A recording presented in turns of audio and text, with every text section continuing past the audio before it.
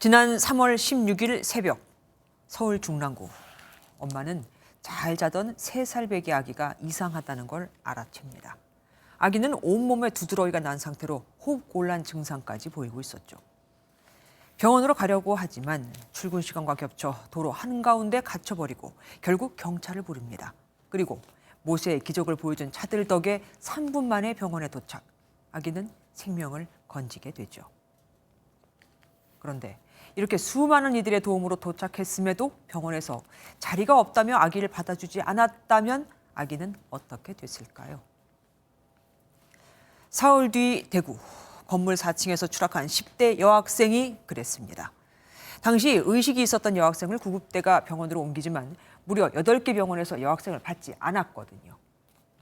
그러는 동안 2시간 이상이 흘러 결국 여학생은 숨집니다.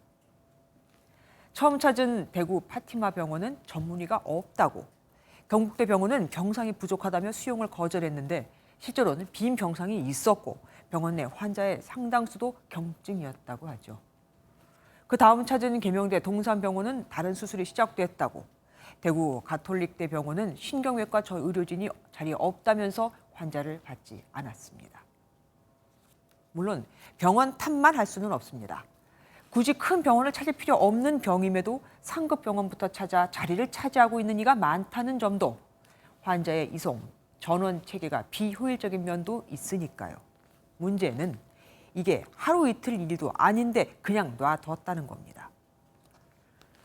12년 전 아덴만 여명작전 구출 과정에서 6발의 총상을 입은 석혜균 선장을 응급구조 헬기로 옮기는데 4억 4천만 원이 들어 벽에 부딪히자 이국종 아주대병원 교수는 내 돈이라도 내겠다고 나서서 석 선장을 기적적으로 살려냈다고 하죠.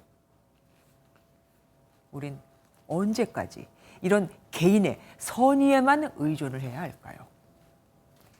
어떤 의사, 어떤 병원을 만나느냐에 따라 환자가 죽고 산다면 그게 선진국일까요?